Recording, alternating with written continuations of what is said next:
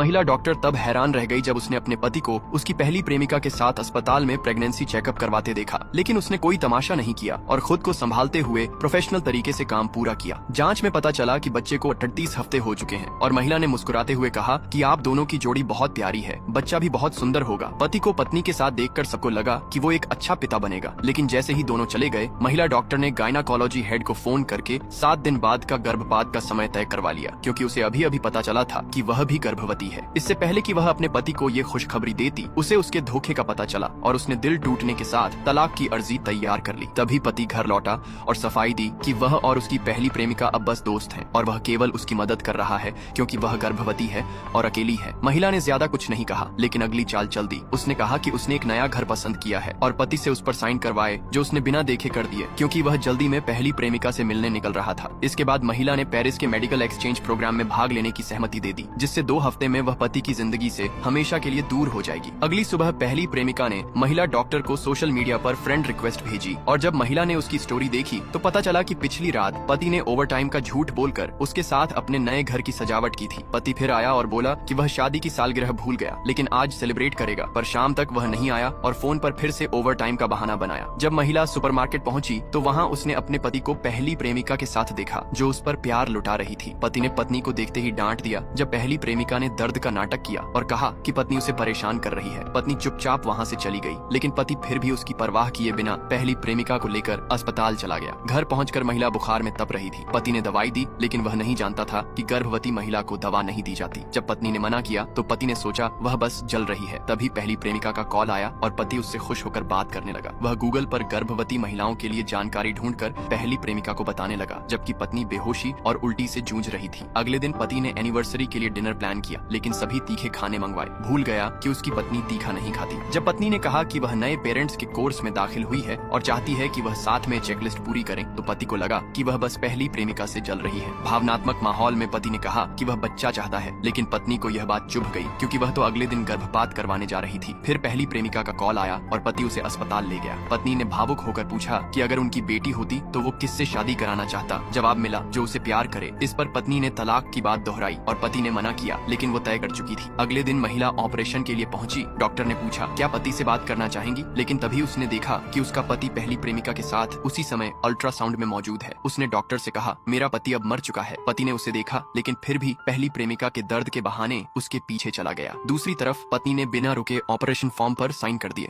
थोड़ी देर बाद नर्स भागती हुई आई। डॉक्टर वेन का भारी ब्लीडिंग हुआ है, क्या कोई परिजन है? लेकिन अब कोई जवाब देने वाला नहीं था।